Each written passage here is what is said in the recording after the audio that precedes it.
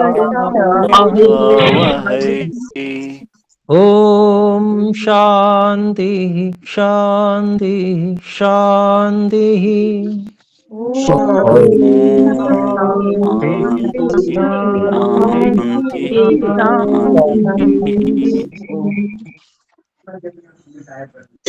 ओम जी,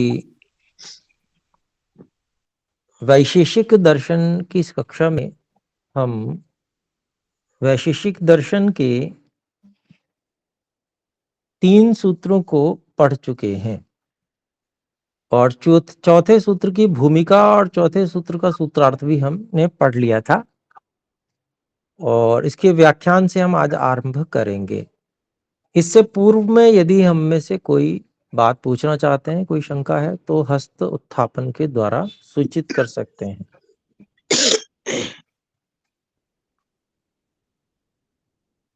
जी आचार्य जी नमस्ते। ये नमस्ते। आहन्य क्या होता है जो आचार्य जी? हाँ जी, अहन दिन को कहते हैं जी, और एक दिन में, हाँ, जो एक दिन में पढ़ा गया हो उसे आहनिक बोलेंगे।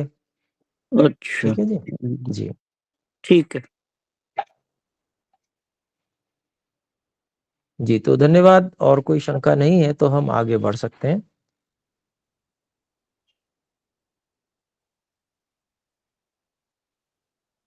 तो धर्म विशेष प्रसूताद द्रव्य गुण कर्म सामान्य विशेष समवायानाम पदार्थानाम साधर्म्य वैधर्म्याभ्याम तत्वज्ञानात् निःश्रेयसम्।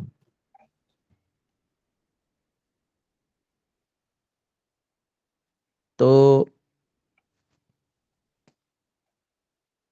द्रव्य गुण कर्म सामान्य विशेष समवाय नामक पदार्थों के साधर्म और वैधर्म के द्वारा धर्म विशेष अर्थात समाधि से उत्पन्न तत्व ज्ञान से निःश्रेयस की सिद्धि होती है। अभी यहां पर देखिए, जैसे योग दर्शन हम में से जिन्होंने पढ़ा हुआ है वो इससे बड़ा लाभ उठा सकते हैं, क्योंकि यहां पर जो बात कही है महर्षि कणाद जी ने वो बड़ी महत्वपूर्ण है और इस चीज को बहुत समझना भी आवश्यक है कि जब हम स्थूल वस्तुओं में समापत्ति करते हैं, योग दर्शन जिन्होंने पढ़ा है उनको समझ में आएगा, अर्थात धारणा ध्यान समाधि के लिए प्रयास करते हैं, धारणा लगा के ध्यान करते हैं, उसको जानने का प्रयास करते हैं। तो जानने के लिए दृष्टि होना आवश्यक है। दृष्टि का अभिप्राय है समझने की शक्ति होना आवश्यक है। किसी चीज को हम यूं देख रहे हैं, बस देख रहे हैं, तो उसमें क्या देखें हम? सामने दिख रहा है, कुछ ना कुछ दिख रहा है, बस देख लिया, उतने से क्या हो जाएगा? उससे उतने से मात्र कुछ समझ में नहीं आएगा। यदि हम उसके विषय में, उसमें अन्यों से क्या समानता है, अन्य से विशेष क्या है, उसमें उसके अंदर क्या अनुगत है, उसका कारण क्या है, साधर्म्य से इसको हम कैसे देखेंगे, वैधर्म्य से देखेंगे तो इसमें क्या पता चलेगा। तो ये क्या है? ये दृष्टिकोण दे रहे हैं। अगर ये दृष्टिकोण नहीं है तो अगर इतने ढंग से हम देख सकते हैं किसी चीज को, अगर हम ये नहीं हमें पता है तो हम उसके विषय में इतना विचार कर ही नहीं पाएंगे, क्योंकि मनुष्य को विचार करना भी आता नहीं, उसको भी सीखना सिखाना पड़ता है। तो वो सब यहां पर ज्ञान विज्ञान एक तरह से, जब हम समाधि समापत्ति के लिए प्रयास करते हैं तो उसका यहां पर हमें एक तरह से तरीका कि हम कैसे देखेंगे किसी चीज को, उसमें क्या क्या चीज हमें देखनी अपेक्षित आवश्यक होती है, तो वो यहां पर हमें प्रकार मिल जाएगा।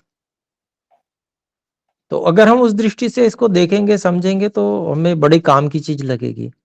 नहीं तो खाली हम पढ़ते हुए चले जाएंगे और कि भाई ठीक है महर्षि कणाद जी ने कुछ बात कही है, पर उसका क्या प्रयोजन है वो उतना बढ़िया से स्पष्ट नहीं होगा।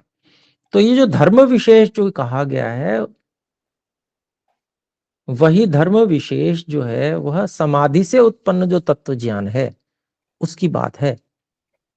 तो समाधि में इतने प्रकार से हम किसी चीज को समझ सकते हैं, ये हमें दृष्टिकोण ऋषि कणाद ने यहां पर प्रदान किया।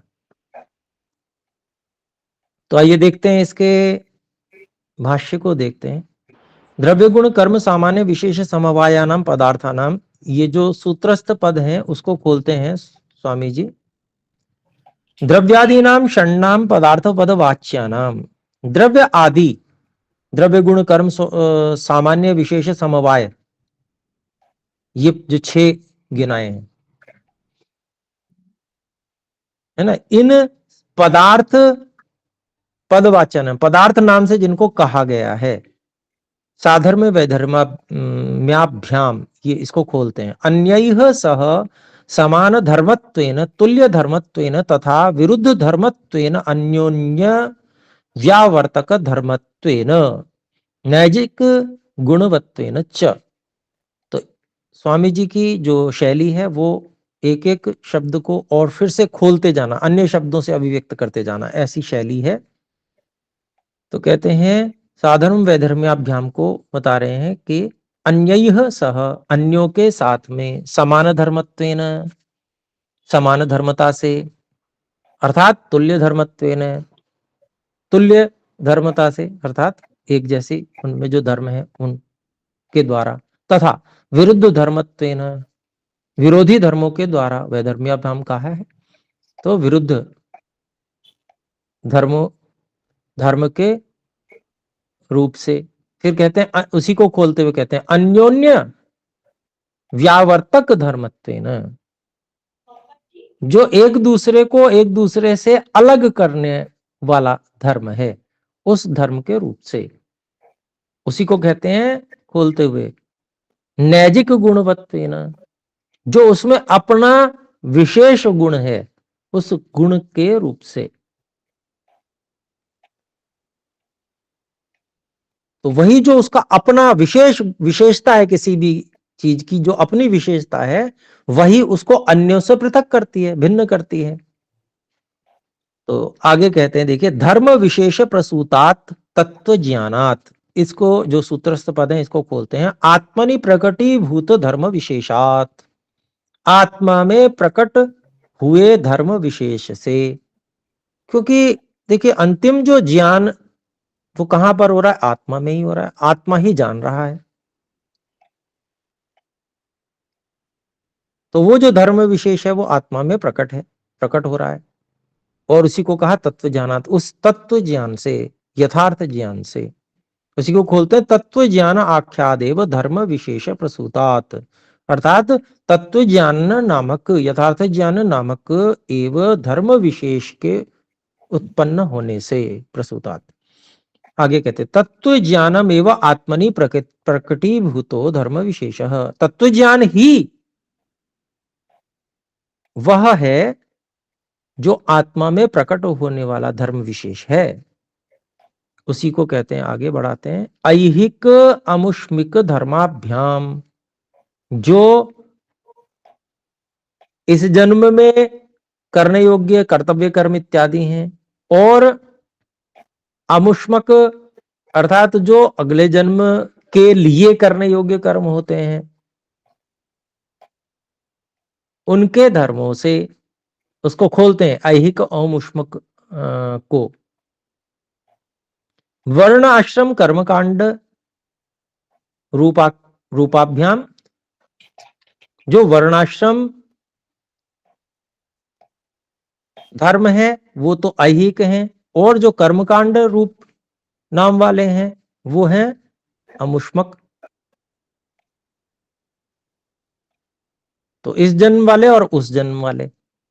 तो इस जन्म के लिए तो वर्णाश्रम धर्मों का पालन किया जाता है, उस जन्म के लिए कर्मकांड का पालन किया जाता है। और वो कहाँ कहाँ है? तो स्मृति शास्त्र, मीमांसा दर्शन प्रतिपादिताभ्याम। जो स्मृति शास्त्र में प्रतिपादित, मनुस्मृति में प्रतिपादित हैं, और जो मीमांसा दर्शन में प्रतिपादित हैं। ऐसे इन दोनों धर्मों से विशिष्टो, अलग है जो, यतः क्योंकि, इस तस्मात इस कारण से। मतलब जो तत्व ज्ञान है वो इन दोनों से अलग है। यद्यपि ये कहीं ना कहीं हम जो वर्णाश्रम धर्म है और जो कर्मकांड रूपी जो धर्म कहा गया है मीमांसा शास्त्र में, वो भी कहीं ना कहीं तत्व ज्ञान की प्राप्ति के लिए ही है। उसका भी प्रयोजन तो तत्व ज्ञान को प्राप्त करना ही है, क्योंकि चारों आश्रमों, चारों वर्णों का एकमात्र उद्देश्य मोक्ष प्राप्त करना, कराना है। तो मोक्ष प्राप्त होता है तत्व ज्ञान से। तो जितने भी कर्म वहां हैं वो भी तत्व ज्ञान प्राप्त करने के लिए ही हैं। जितने भी कर्तव्य कर्म है वो भी तत्व ज्ञान प्राप्त करने के लिए ही है। लेकिन यहां पर उनसे थोड़ा अलग है, क्योंकि यहां पर तो समाधि में विज्ञान को प्राप्त करना है। तो समाधि में विज्ञान को प्राप्त करने से यहां पर हम उस जो तत्व ज्ञान रूपी धर्म है उसको प्राप्त कर रहे हैं, जो उन दोनों से अलग है। वो तो साधनभूत है। तो निःश्रेयसम नितांतम श्रेयसम कल्याणम परम कल्याणम मोक्षो भवति इति शेषः। तो यहां पर एक प्रश्न था श्रीमान प्रकाश जी का कि भाई निःश्रेयस को क्या कहेंगे। तो यहां पर नितांतम श्रेयसम, ये यहां पर खोला है स्वामी जी ने। तो नितांतम श्रेयसम, पूरी तरह से जो अंतिम कल्याण है, इससे बड़ा और कुछ कल्याण नहीं होता है ना। शेषम कल्याणम परम कल्याणम मोक्षो भवति इति शेष। तो उसी से मोक्ष होता है। तो मैं समझता हूं उसका उत्तर आपको मिल ही गया यहां से, भाष्य से ही। तो अब कहते हैं तत्र षट्सु पदार्थेषु क्रमानुरोधेन द्रव्याणि उद्दिश्यन्ते। पांचवें सूत्र की भूमिका है कि उन 6 पदार्थों में क्रम से जो प्राप्त है, क्रम के अनुसार सबसे पहले द्रव्य की बात की गई। तो द्रव्याणि उद्दिश्यन्ते, द्रव्यों के बारे में कहा जाता है। तो पांचवा सूत्र है पृथिव्यापस तेजो वायुराकाशम कालोदिगात्मा मन इति द्रव्याणि। तो इसका अभिप्राय है कि पृथ्वी, जल, अग्नि, वायु, आकाश, काल, दिशा, आत्मा और मन, ये द्रव्य हैं। इनकी संख्या 9 है, हम गिनेंगे तो ये 9 द्रव्य हैं। तो आइए इसके भाष्य को देखते हैं। पृथ्वी आपः तेजः वायुः आकाशम कालः दिक् आत्मा मनः इति द्रव्याणि। यह हमारा सूत्र में है, तो उसी को खोल रहे हैं स्वामी जी। पृथ्वी आपः अग्नि वायु। तो पृथ्वी धरती है ही है, आपः जल है, अग्नि अग्नि है, वायु वायु है, आकाश आकाशः आकाश है, काल समय को कह रहे हैं, और दिक् अर्थात दिशा, यहाँ खोल ही दिया, और आत्मा अर्थात जो चेतन, और मनः मन। इति एतानि द्रव्याणि नव सन्ति। ये जो है 9 द्रव्य हैं। तो द्रव्यों के विषय में द्रव्य जो सूत्र में गिनाए हैं वही यहाँ पर भी ज्यों के त्यों गिना दिए गए हैं। तो द्रव्यों के बारे में संख्या बता दी कि भाई 9 द्रव्य हैं और ये वाले द्रव्य, इनकी बात है। फिर आगे कहते हैं गुणा उच्यन्ते, तो गुणों के बारे में बता रहे हैं। रूप रस गंध स्पर्शाः संख्याः परिमाणानि पृथक्त्वं संयोग विभागौ परत्वापरत्वे बुद्धयः सुख दुःखे इच्छा द्वेषौ प्रयत्नाश्च गुणाः।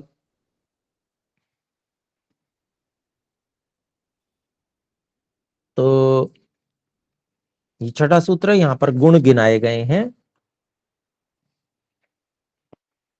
कहते हैं रूप, रस, गंध, स्पर्श, शब्द, संख्या, संख्या, परिमाणानि, परिमाण, पृथक्त्वम, पृथक्त्व, संयोग विभागो, तो संयोग और विभाग, फिर परत्व अपरत्वे, परत्व मतलब दूरता, अपरत्व मतलब निकटता, फिर है बुद्धयः, बुद्धि, सुख दुखे, सुख और दुख,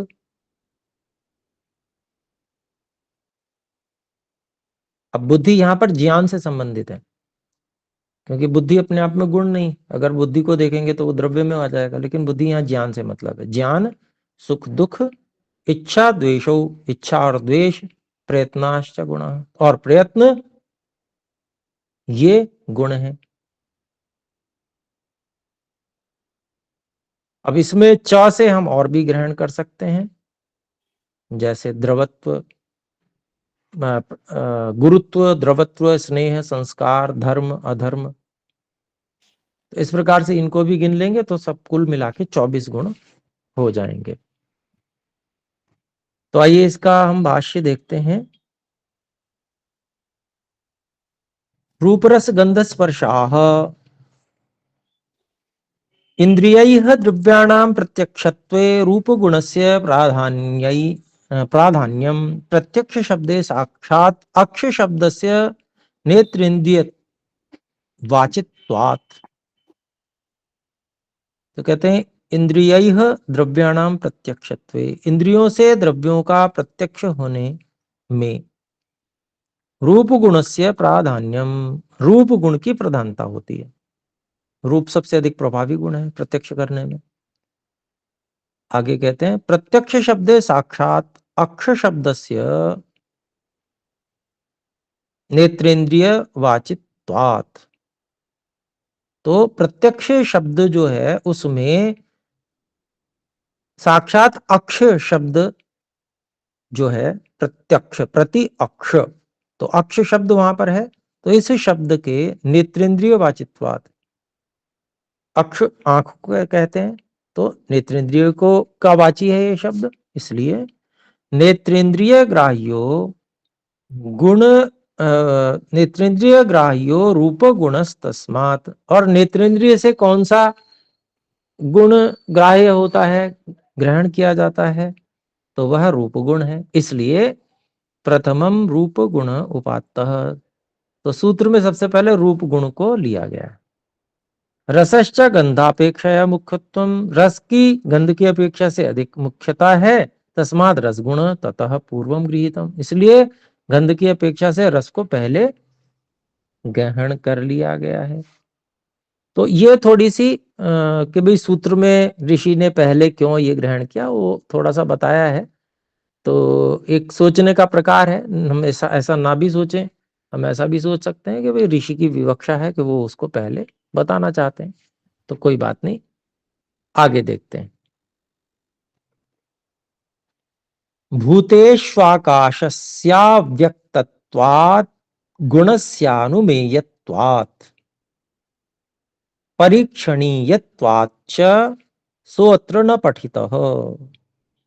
तो स्वामी जी कहते हैं भूतेषु, इसको अलग अलग करता हूं मैं, भूतेषु आकाशस्य अव्यक्तत्वात् तद गुणस्य अनुमेयत्वात् परीक्षणीयत्वात् च सह अत्र न पठितः। तो कहते हैं स्वामी जी के जितने भी भूत हैं, पृथ्वी जल अग्नि वायु आकाश, आकाश में अंत में तो जो आकाश है उसके अव्यक्त होने के कारण से, क्योंकि वो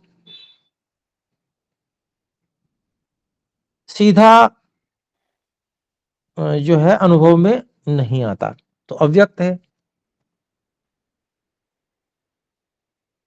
तो अव्यक्त होने के कारण से फिर कहते हैं तद गुणस्य अनुमेयत्वात्, और उसके गुण का अनुमान किया जाने से, अनुमान से ज्ञात होता है उसका गुण है ये। परीक्षणीयत्वाच्च, और उसका परीक्षण करने योग्य होने के कारण से। सह अत्र न पठितः, शब्द को यहां नहीं पढ़ा गया गुणों में। फिर आगे कहते हैं, लेकिन बाद में गिन लेंगे उसको भी। यहां पर अब कहते हैं संख्या एकाधिकाः परार्धान्ताः। तो एक आदि जो संख्या है, एक से लेकर फिर कहां तक, असंख्य तक। तो ये कितनी है, ये सब संख्याएं हैं। फिर कहते हैं परिमाणानि इयत्ताकाराणि बहुविधानि मानज्ञानानि। तो इयत्ताकाराणि इतनापन का ज्ञान कराने वाला, और बहुविधानि बहुत प्रकार के जो मानज्ञानानि मापतोल करने की जो ज्ञान है, उनको परिमाण कहेंगे।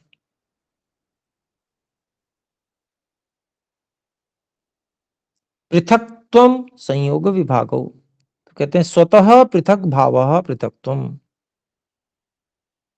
स्वयं ही अलग रहना, अलग स्थिति रहना, इसको पृथक्त्व कहेंगे। संयोगः संगति ही, संगति ही। संयोग क्या है, किसी चीज से मिलना, संगत होना। और विभागो वियोगः, विभाग क्या है, अलग अलग होना। फिर कहते हैं परत्वापरत्वे दिक् कालावाश्रित्य परस्परापेक्षा बुद्धिजन्यौ दूर समीप लक्षणों व्यवहारौ। दिक् कालावाश्रित्य मतलब दिक् कालौ आश्रित्य, दिशा और काल का सहारा लेकर, परस्पर अपेक्षा बुद्धिजन्यो, जो परस्पर अपेक्षा बुद्धि से जो उत्पन्न होते हैं, दूर समीप लक्षणों व्यवहारो, दूर और समीपता के लक्षणों वाले व्यवहार, ये परत्व और अपरत्व हैं। फिर बुद्धयः अनेक विधानि ज्ञानानि, बुद्धयः बहुवचन है तो बहुत प्रकार के जो ज्ञान होते हैं। कौन कौन से, जैसे प्रात्यक्षिक, प्रात्यक्षिकानुमानिक शाब्दादीनि। तो प्रात्यक्षिक, आनुमानिक, शाब्दादीनि, तो अनेक प्रकार के जो ज्ञान हैं, बुद्धियां, मतलब प्रत्यक्ष का अलग अनुमान ज्ञान होता है, ऐसे अनुमान से भी ज्ञान होता है, ऐसे शब्द प्रमाण से भी ज्ञान होता है। तो ये सब ज्ञान जो हैं, जो अलग अलग प्रकार के हैं। फिर कहते हैं सुख दुखे, सुख दुख को, सुख के लिए हर्ष और दुख के लिए खेद, ये अभिव्यक्त करने का शब्दों से, अलग शब्दों से बताने का ढंग है कि सुख किसे कहते तो हर्ष को कहते हैं, दुख किसे कहते हैं तो खेद को कहते हैं। तो इस प्रकार से सुख दुख को बताया गया स्वामी जी ने। फिर इच्छा द्वेषो, इच्छा के लिए प्रयोग किया अभिलाषा, और द्वेष के लिए अभिद्रोह हो। तो अभिलाषाभिद्रोह, तो इच्छा क्या है, तो अभिलाषा किसी चीज की है, किसी चीज को चाहना, और अभिद्रोह हो, किसी से द्वेष करना, किसी से मन में द्रोह करना, तो वही द्वेष हो गया। फिर है प्रयत्नाः च गुणाः, ये जो सूत्रस्थ पद है इसको खोलते हैं, वाग इंद्रिय शरीर व्यवहाराणाम कारणम। तो वाणी, इंद्रिय और शरीर, इनके जो व्यवहार है उसका जो कारण है वो क्या है, वो प्रयत्न है। चकारो लोक प्रसिद्ध गुणानाम समुच्चयार्थः ते समर्थ समुच्चयार्थः, चकार जो है वो लोक प्रसिद्ध गुणों का समुच्चय करने के लिए, उनको भी जोड़ने के लिए है। तेज, और वो कौन से हैं, तो द्रव्य, गुरुत्व, द्रवत्व, स्नेह, संस्कार, धर्माधर्म शब्दा। तो कौन कौन से हैं, गुरुत्व भी है, द्रवत्व भी है, स्नेह भी है, संस्कार भी है, धर्म अधर्म, अर्थात जिसको हम अदृष्ट कहेंगे, पूर्व जन्म में जो किए थे शुभ कर्म और अशुभ कर्म, वो धर्माधर्म। और फिर शब्द, शब्द भी गुण है, गुण के रूप में तो पता ही है कि गुण है, स्पष्ट रूप से अभी उसको कहाँ पर किसका है वो जो है इसका जो है अनुमान करने योग्य है वो एक अलग विषय है, लेकिन गुण तो है ही, तो इसलिए उसको भी यहाँ पर ग्रहण कर लिया। ऐसे एवं चतुर्विंशतिर गुण, इस प्रकार से 24 गुण सारे मिला के गिन लिए। आगे कहते हैं प्रशस्त पाद जो भाष्य है तो उसकी कुछ बातें बता रहे हैं। रूप रस गंध स्पर्श परत्वा परत्व गुरुत्व द्रवत्व स्नेह वेगा मूर्ता नाम गुण। यहाँ कुछ विभाजन किया है प्रशस्त पाद जी ने कि कौन कौन से गुण, रूप, रस, गंध, स्पर्श, परत्व, अपरत्व, गुरुत्व, द्रवत्व, स्नेह, वेग, 10 गुण हो गए। ये गुण जो है मूर्ता नाम गुण, हाँ, जो परमाणुजन्य पदार्थ हैं उनके ये गुण हैं, उनमें ये सब मिलेगा आपको, जो भौतिक चीजें कह लें या प्रकृति जन्य चीजें, ठीक है, उनमें ये गुण हैं। फिर दूसरा क्या विभाजन किया, बुद्धि सुख दुखेच्छा द्वेष प्रयत्न धर्मा धर्म भावना शब्दा अमूर्ता नाम गुण। तो जो अमूर्त हैं अर्थात जो परमाणुजन्य नहीं है, प्रकृति जन्य नहीं है, भौतिक नहीं है, उनके गुण कौन कौन से हैं तो बताए, बुद्धि अर्थात ज्ञान, सुख दुख इच्छा द्वेष प्रयत्न धर्म अधर्म भावना, भावना संस्कार से कह सकते हैं, कैसे संस्कार हैं इसके, वैसी भावना होती है जैसे संस्कार होते हैं, और शब्द, ये अमूर्त अर्थात जो परमाणुजन्य या हम कहें कि जो प्रकृतिजन्य चीजें नहीं हैं उनके ये गुण हैं, ऐसा प्रशस्तपाद ने लिखा है। फिर आगे कहते हैं संख्या परिमाण पृथक्त्व संयोग विभागा उभयेषाम गुणाः। अब ये कुछ ऐसे गुण हैं जो मूर्त और अमूर्त दोनों में मिलेंगे। कौन कौन से हैं तो संख्या, परिमाण, पृथक्त्व,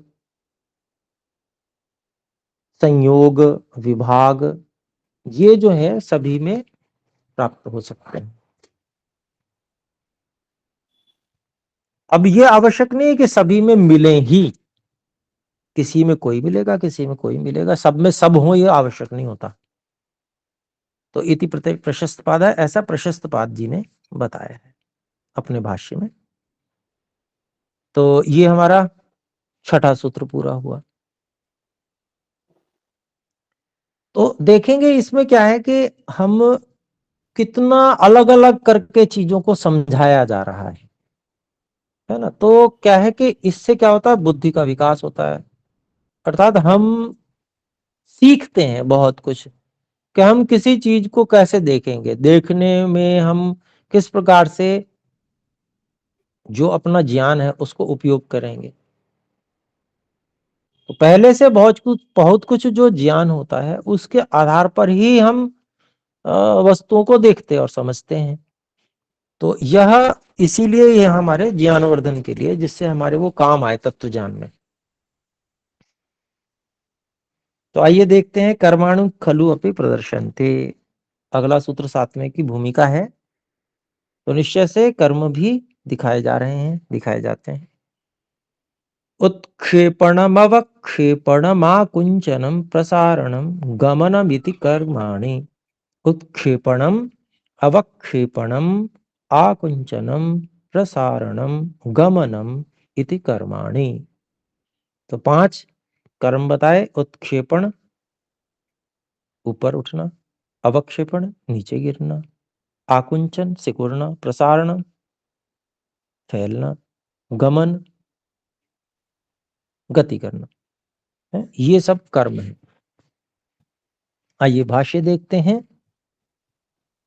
उत्क्षेपणम क्रियाया ऊर्ध्वं प्रवृत्ति ही, क्रिया की ऊपर की ओर की प्रवृत्ति जो है उसे उत्क्षेपण कहेंगे। उदाहरण देते हैं, यथा मुशलोत्थापनम, जैसे उखल मुसल होता है, उखल में उसको नीचे पटकने के लिए, गिराने के लिए पहले उठाया जाता है, तो मुसल का उत्थापन, उठाना। फिर अवक्षेपणम, क्रियाया अधः प्रवृत्ति ही, क्रिया की नीचे की ओर प्रवृत्ति होना। यथा मुशल आदि कस्याधः पतनम, मुशल आदि कस्य अधः पतनम, जैसे मूसल आदि का नीचे गिरना। फिर कहते हैं आकुंचनम, समन्ताद वेष्टनम,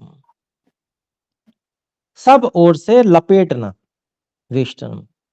उसी को खोलते हैं सम्मूहनम, इकट्ठा करना। सम्मूर्छनम, उसका मतलब भी वही है, इकट्ठा करना। पिंडी भवनम, पिंड बनाना सबको इकट्ठा करके। तो ये हो गया आकुंचन। फिर है प्रसारणम, इसको खोलते हैं पिंडस्य राशिर्वा विकीर्णी भवनम, पिंड का या ढेर का, राशि मतलब ढेर, ढेर का फैला देना, बिखेर देना, विकीर्णी भवनम। विकीर्णीकरणम वाह, उसका पहले भवनम शब्द आया तो मतलब उसका बिखरना अपने आप हो गया, और विकीर्णीकरणम या हम बिखेरें उसको, बिखेरना। फिर है वाह गमनम, गति कर्म नानागतयोनुक्ताः सर्वाः क्रियाः खलु गमन नामना विज्ञेयाः। तो गमनम गति कर्म के लिए कहते हैं। गति कर्म अनेक प्रकार की जो गतियां हैं जो कही गई हैं, वो सभी क्रियाएं निश्चय से गमन नाम से जान लेनी चाहिए। उदाहरण हो गया यथा नर्तन स्पंदन परिभ्रमण धावन विरेचनाद्याह। तो जैसे उदाहरण के लिए कहते हैं कि वैसे जैसे नाचना, फिर स्पंदन कपकपाना, स्पंदन धड़कना कहते हैं जिसे, परिभ्रमण घूमना, गोल गोल घूमना, धावन दौड़ना, और विरेचन, विरेचन जो है, जो दस्त लगते हैं उसको विरेचन कहते हैं, उस तरह का, अर्थात धातुओं का नीचे की ओर गमन। तो ये सब जो है ये भी कर्म नाम से कहे जाते हैं, कर्म नाम से हैं।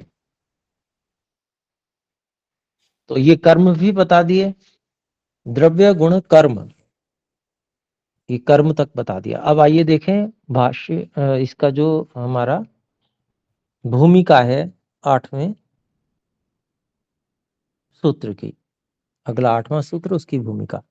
द्रव्य गुण कर्माणि खल्वर्थाः तदवस्थिताः तत्समवेताः सामान्य विशेष समवायाः। तो द्रव्य गुण कर्म ये सब वस्तुएं हैं।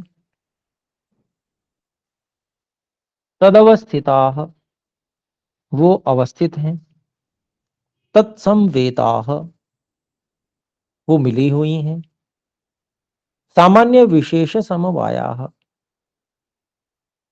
अर्थ शब्द वाच्यानाम द्रव्य गुण कर्मणाम तत्व जानाय तावत तेषां साधर्म्यम उच्यते।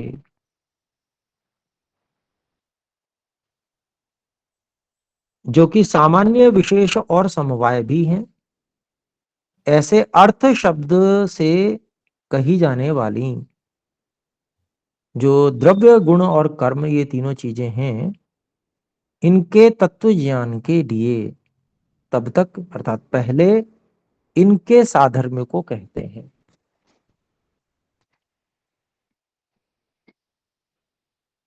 तो साधर्म्य को बताने के लिए 8वां सूत्र है।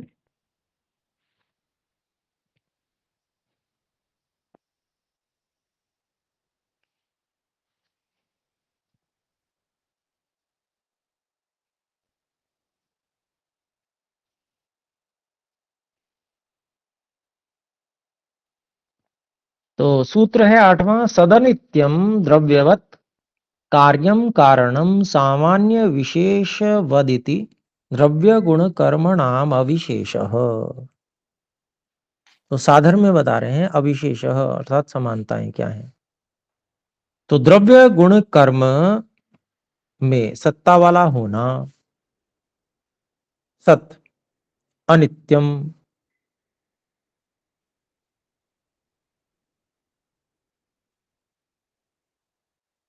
अनित्य होना, द्रव्याश्रित होना, द्रव्यवत, कार्यम, कारण, किसी का कार्य होना और किसी का कारण होना,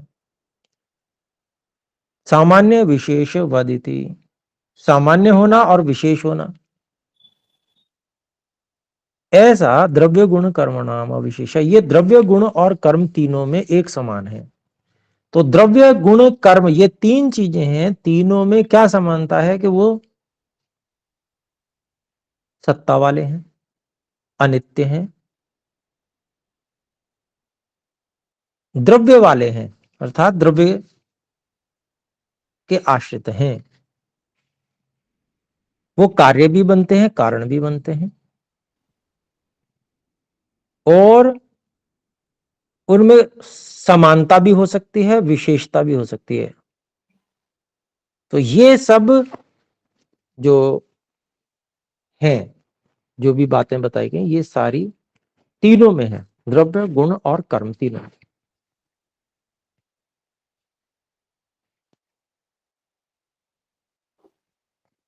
आइए भाष्य देखते हैं। द्रव्य गुण कर्म नाम, इसको खोलते हैं। द्रव्य गुण कर्म नाम त्रयाणाम खलु, द्रव्य गुण और कर्म इन तीनों का निश्चय से अविशेष समानो धर्म साधर्म्यम।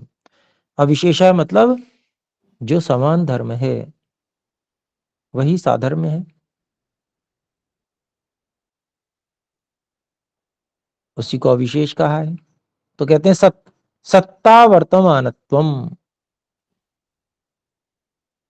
सत्ता होना अर्थात वर्तमानता होना, स्व स्वोपलब्धि काले विद्यमानत्वम, स्व उपलब्धि काले अपने जीवन काल में, अपनी उपलब्ध होने के समय में, विद्यमानत्वम विद्यमानता, उपस्थिति। फिर कहते हैं अनित्यम, अनित्यत्वम विनाशित्वम, अन्यत्र नित्य द्रव्येभ्यः। तो नित्य द्रव्यों को छोड़कर, कुछ द्रव्य तो नित्य हैं, उनको छोड़कर बाकी सब में अनित्यता भी है। तो ये बात स्पष्टीकरण के रूप में भाष्यकार ने बता दी। फिर कहते हैं द्रव्यवत, द्रव्याश्रयित्वम समवायी द्रव्यवत्वम स्वकारण द्रव्येन्वयित्वेन वर्तमानत्वम। तो कहते हैं द्रव्यवत का मतलब होगा द्रव्य आश्रयित्वम, द्रव्य में आश्रय होनापन को खोलते हैं। समवायी द्रव्यवत्वम अर्थात जो समवायी द्रव्य है, समवायी मतलब जो उनमें अनुगत है, जो उस द्रव्य के बनने में कारण रूप में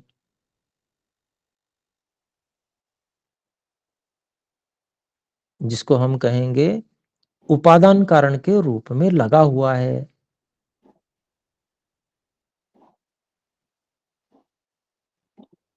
तो उस वाला, उस समवायी द्रव्य से युक्त है, उसी को खोलते हैं स्व कारण द्रव्ये अन्वयित्वेन वर्तमानत्वम, अपने कारण द्रव्य में अन्वय रूप से जो वर्तमान है।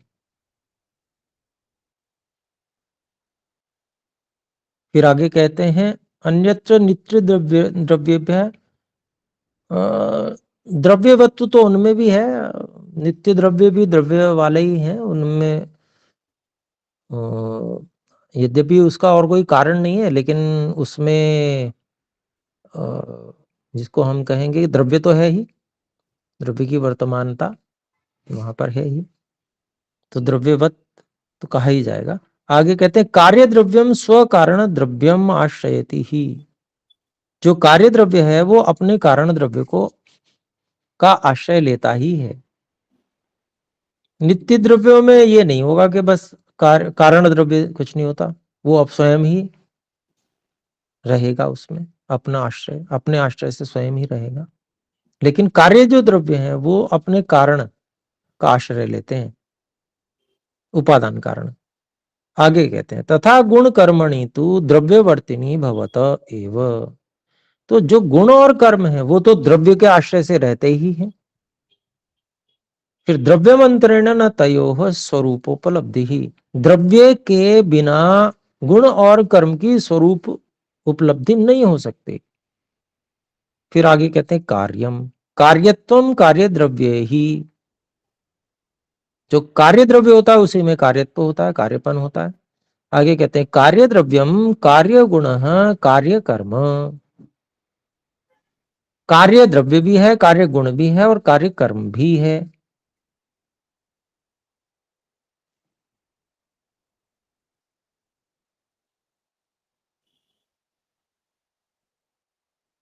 लेकिन यहां पर भी हमें वही लगाना पड़ेगा, अन्यत्र नित्य द्रव्येभ्यः,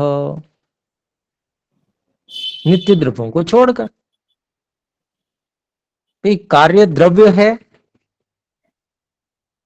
कार्य गुण है, कार्य कर्म है, लेकिन नित्य द्रव्यों में कार्य नहीं है, वो तो नित्य है, वो तो कारण ही है।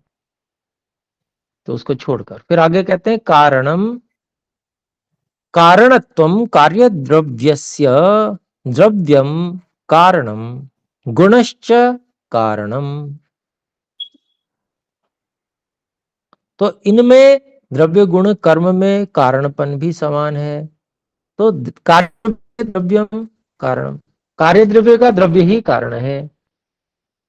गुणश्च कारणम गुणांतर से, और गुण दूसरे गुण का कारण होता है। कर्मापि कारणम भवति ही संयोग विभाग वेगानम, कर्म भी जो है संयोग विभाग और वेग इनका कारण होता है। ये तीनों गुण हैं, इनका कारण कर्म बनता है। तो कर्म भी बन गया कारण, संयोग में कारण है कर्म, संयोग बिना कर्म के नहीं हो सकता है। दो चीजों को आपस में हम तभी मिला सकते हैं जब कर्म होगा, तो कारण बन रहा है कर्म। तो कर्म भी कारण है, तो कारणवत्वम, तीनों में कारणता है। फिर आगे कहते हैं सामान्य विशेषवत, सामान्यम च विशेषश्च सामान्य विशेषौ। सामान्य होना और विशेष होना, सामान्य होना मतलब उस जैसी बहुत सारी चीजें होना, विशेष होना का मतलब उसमें अपने में एक विशेषता होना जो अन्यत्र ना हो। तो ये सामान्य विशेष। फिर कहते हैं तद्वत्वम सामान्य वत्वम विशेषवत्वम च, तो सामान्य वाला होनापन और विशेष वाला होनापन, विशेषवत्वम च अनुवृत्ति धर्मत्वम सामान्यम। अनुवृत्ति, सामान्य को खोल रहे, सामान्य किसे कहते हैं? तो अनुवृत्ति धर्मत्वम, एक समान धर्मों के एक जैसा पाया जाना, अनुवृत्ति यहां भी है वहां भी है, तो इसको सामान्यम कहेंगे। फिर कहते हैं व्यावृत्ति धर्मत्वम विशेष, अर्थात जो एक धर्म है वह वहीं मिल रहा है, कहीं और नहीं, तो व्यावृत्ति हो गई उसकी, अनुवृत्ति नहीं हुई, व्यावृत्ति हो गई, तो इसलिए वो विशेष है। सामान्यम यथा द्रव्यम सद्गुण सन,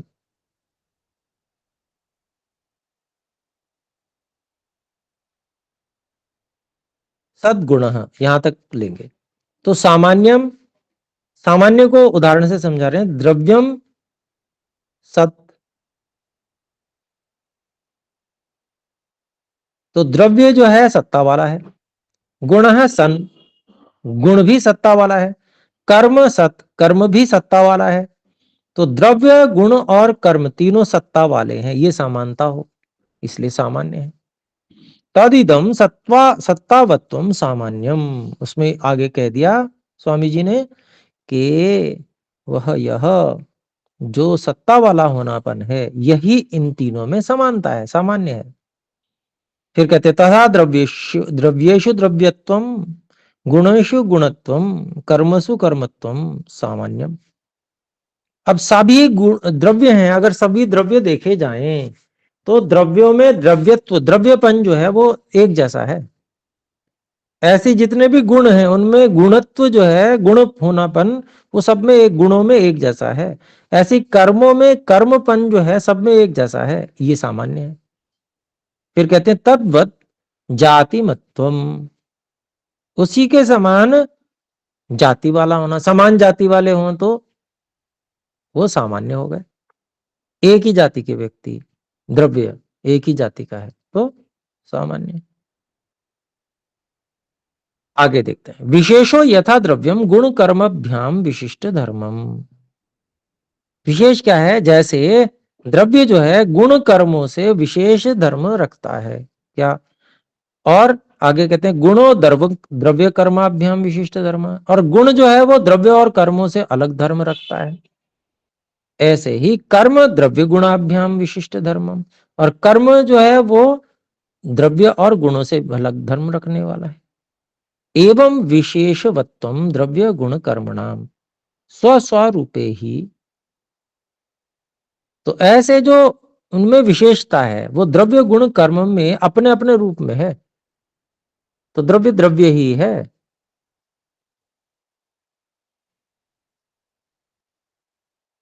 गुणपन नहीं है वहां पर, कर्मपन नहीं है उसमें। ऐसे ही कर्म कर्म ही है, उसमें गुणपन और द्रव्यपन नहीं है। तो ऐसा यहां पर बताया गया, तो ये विशेष होता है। खलु अन्योन्य भिन्न धर्मत्वम धर्मवत्वम भवति विशेष, तो आपस में एक दूसरे से भिन्न धर्म वाला होनापन ही इनमें विशेष है। तथा द्रव्यादिषु गवादयो द्रव्याणि, अब इसमें बताते हैं, और द्रव्य आदि में जो गौ आदि हैं वो द्रव्य हैं। रूपादयो गुण, और रूप आदि गुण हैं। और फिर कहते हैं उत्क्षेपण आदि नी कर्माणि, और उत्क्षेपण आदि उछलना, नीचे आना, ये सब कर्म है। व्यक्तयो विशेषाः, ये अलग अलग हैं तीनों में। जैसे गौ आदि है तो गौ आदि द्रव्य ये गुणों से अलग हैं, और रूप आदि गुण है तो वो द्रव्य से और कर्म से अलग है। ऐसे ही उत्क्षेपण आदि जो कर्म है वो भी गुण और द्रव्य गाय आदि से अलग है, कर्म अलग हो गया। तो ये इनको विशेष कहा गया। तद्वत्वं च तेषामपि विशेषवत्वम इति उत्प्रेक्ष्यम,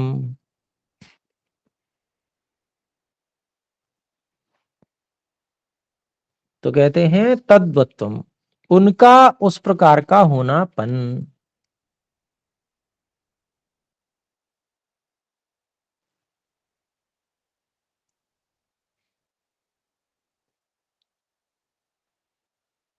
तेषाम अपि, उनका भी उस प्रकार का होनापन जो है विशेषवत्वम, उनकी विशेषता है।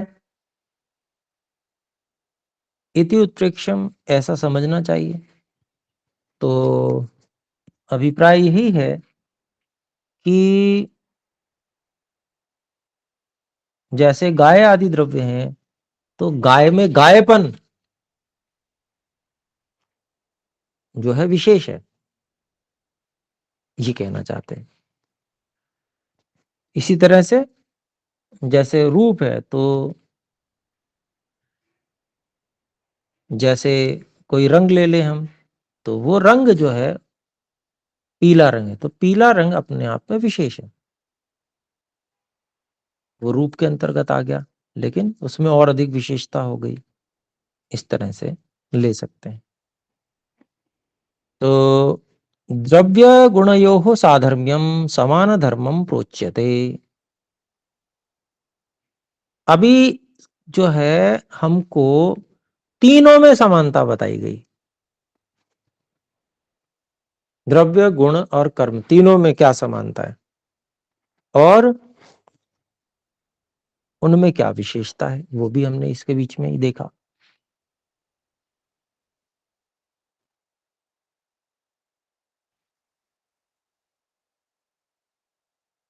अब यहां पर द्रव्य और गुण इन दोनों में समान क्या क्या है धर्म, उसके विषय में 9वें सूत्र में बताया जाएगा। तो द्रव्य गुणों साधर्म्यम समान धर्म प्रोच्यते, मतलब द्रव्य और गुण इन दोनों के साधर्म्य अर्थात समान धर्म को कहा जाता है। द्रव्य गुणयोः सजातीय आरंभकत्वम साधर्म्यम, तो कहते हैं द्रव्य और गुण इन दोनों में अपने समान जाति वाले को उत्पन्न करना, ये समान धर्म है। द्रव्य जो है अपने समान जाति वाले को उत्पन्न करता है, गुण भी अपने समान जाति वाले को उत्पन्न करता है, ये दोनों में एक समानता है। तो भाष्य छोटा सा ही ये देखते हैं। द्रव्य गुणयोः द्रव्याणाम गुणानाम च सजातीय आरंभकत्वम को खोलते हैं समान जातीयानाम उत्पादकत्वम, द्रव्यों और गुणों का अपने समान जाति वालों के उत्पन्न करनापन, यह समान धर्मवत्वम अस्ति, ये दोनों में समान धर्मता है। उदाहरण ले सकते हैं, जैसे मिट्टी है तो मिट्टी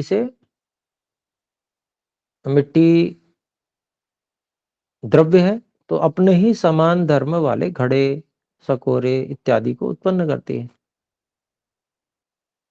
द्रव्य है वो भी, घड़ा है सकोरा, जैसे मिट्टी द्रव्य है वैसे वो भी द्रव्य है। ऐसे ही गुण है, तो जैसे सफेद और पीला, जो चूना है सफेद है, हल्दी है वो पीली है, तो यहाँ पीला और सफेद गुण है। अब इनको मिलाएंगे तो रोली लाल रंग की बन के तैयार हो जाएगी, तो मतलब एक अलग गुण तैयार हो गया, दो गुण मिलकर एक गुण को तैयार कर रहे हैं। तो गुण से गुण भी उत्पन्न हो रहा है और द्रव्य से द्रव्य उत्पन्न होता है, ये दोनों में, गुण और द्रव्य दोनों में ये समानता है, ये कहेंगे। तदेव उच्यते, उसके बारे में और कहते हैं द्रव्याणि द्रव्यांतरम आरभन्ते गुणाश्च गुणांतरम, उसी बात को और दूसरे शब्दों में सूत्र में बताया 10वें सूत्र में महर्षि कणाद जी ने, कि जो द्रव्य हैं वो दूसरे द्रव्य को बनाते हैं और जो गुण है वो दूसरे गुण को बनाते हैं, उत्पन्न करते हैं।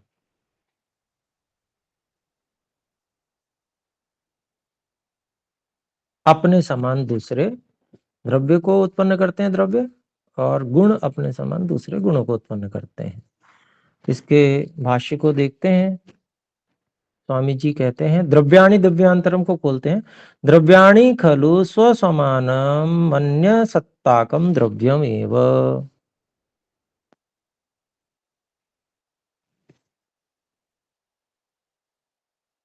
तो कहते हैं जो द्रव्य हैं वो निश्चय से अपने समान अन्य सत्ता वाली द्रव्य को ही च अथच और गुणाः गुणांतरम, तो खोलते हैं इसको, गुणा अपर गुणम आरभन्ते उत्पादयन्ति, गुण जो है वो दूसरे गुणों को उत्पन्न करते हैं। इसमें कुछ अपवाद हैं, उसको टिप्पणी में स्वामी जी लिखते हैं अंत्यावयवी द्रव्याणि विभु द्रव्याणि च विहाय न हि एतानि स्वसदृश द्रव्याणि खलु उत्पादयन्ति, तो इसमें जो अपवाद है वो जो अंत्य अवयवी द्रव्य हैं, अंत्य मतलब जब उनके उसके बाद कुछ नहीं बनता, तो वो भी फिर आगे और कुछ नहीं बनाते, उनसे भी कोई और द्रव्य नहीं बनता। ऐसे ही जो व्यापक द्रव्य है जैसे आकाश आदि, ये भी इनसे भी कुछ और आगे उत्पन्न नहीं होता। फिर दूसरा, जैसे गुणों के बारे में भी गुणा अपर गुणम आरभन्ते, उसमें भी टिप्पणी देते हैं स्वामी जी, अंत्य अवयवी गुणान द्वित्व द्वि पृथक्त्व अपरत्व परत्वादींश्च गुणान परित्यज्य, तो कुछ गुण ऐसे हैं जो गुण दूसरे गुणों को उत्पन्न नहीं करते हैं, वो भी ऐसे गुणों के बारे में बताया। जैसे द्वित्व है, द्वित्व अन्य गुण को उत्पन्न नहीं करेगा। ऐसे द्वि, फिर पृथकत्व, अलगपन, ऐसे ही परत्व, दूर होना, अपरत्व, निकट होना, ये इन गुणों को छोड़कर। ऐसे ही इच्छा, इच्छा, द्वेष, प्रयत्न, धर्म, अधर्म, भावना, संस्कार जिसे कहा है, ये जो गुण पढ़े थे ये भी जो हैं ऐसे यहाँ पर नहीं पढ़े हैं, लेकिन हमको समझ लेना चाहिए कि ये भी अन्य गुणों को उत्पन्न नहीं, अपने जैसे गुणों को उत्पन्न नहीं करते। तो सभी गुण सभी ऐसे नहीं है कि जो सब उत्पन्न करते हैं अपने जैसे, कुछ गुण हैं कुछ नहीं भी करते। तो ये हमारी बात हुई।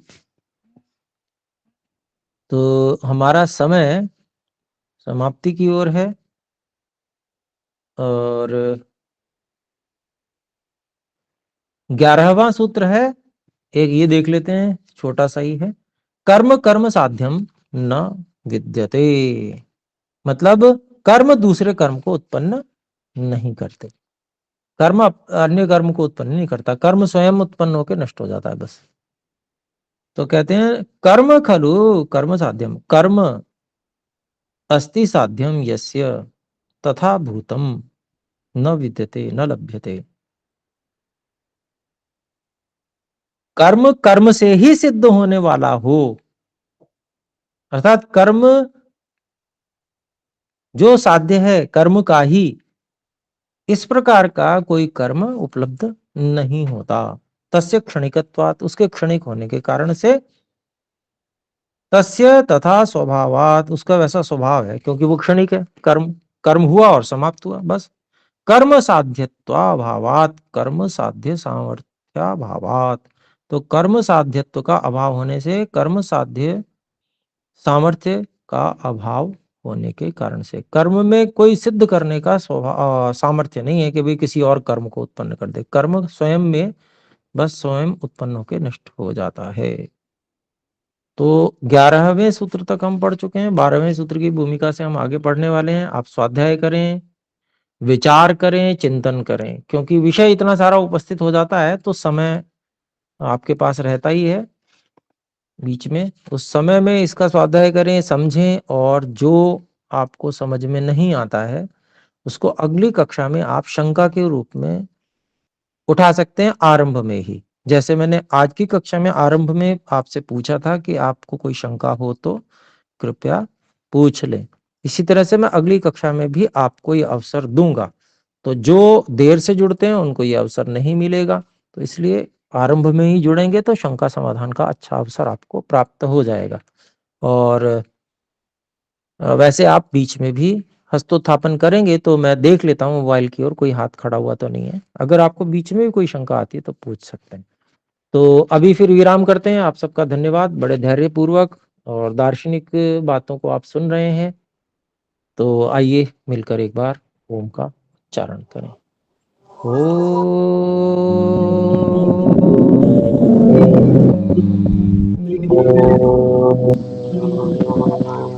सभी को सादर नमस्ते जी। जी, बहन सविता जी कुछ पूछना चाहती हैं? हाथ खड़ा किया है, बोल सकते हैं। हाँ जी, हाँ जी। आचार्य जी नमस्ते। जी नमस्ते। आचार्य जी, जो सबसे आखिर में आपने बोला है ना, कुछ गुण दूसरे गुणों को उत्पन्न नहीं करते, उसमें आपने एग्जाम्पल दिया परप्त, अपरप्त, इच्छा, द्वेष वगैरह। पर इच्छा तो उत्पन्न करती है ना, एक इच्छा दूसरी इच्छा को उत्पन्न करती है, ये प्रश्न था मेरे दिमाग में। जी, प्रेरणा, इच्छा की प्रेरणा होना अलग है, इच्छा से इच्छा उत्पन्न होना अलग विषय है। देखिए इच्छा जो गुण है ना, हाँ जी, वो गुण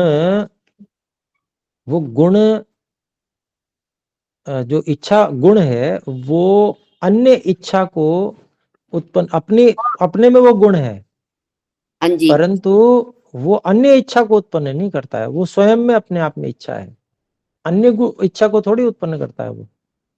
अन्य अच्छा, इच्छा तो अपने और संस्कारों से प्रेरणा पाके प्राप्त उत्पन्न होती है इच्छा तो। जैसे मान लीजिए एक इच्छा आपने की, एक इच्छा हो गई, लेकिन अगर दूसरी इच्छा होगी तो वो इच्छा से नहीं उत्पन्न होती है, वो तो संस्कार से होती है, तृष्णा से होती है इच्छा उत्पन्न, है ना जी। जैसे तो हम ये कहें कि पानी पीने की इच्छा है, मुझे पानी मिल गया, पर मुझे लगता है नहीं इसमें कुछ मीठा होता तो अच्छा होता, तो ये इच्छा से इच्छा उत्पन्न नहीं हुई ना, ये अगला संस्कार जग गया आपका। अच्छा वो संस्कार ने उस इच्छा को जगाया ना कि भाई मीठा अच्छा होता, तो इच्छा से इच्छा नहीं जगी, वो अच्छा संस्कार था पीछे जो पानी के साथ पहले मीठा भी पिया था, उसने कहा कि भाई मीठा भी लाओ। ठीक है ठीक जी। है, ठीक है जी, ठीक है, धन्यवाद। धन्यवाद जी। ना सभी को सादर नमस्ते। ओम। नमस्ते आचार्य जी।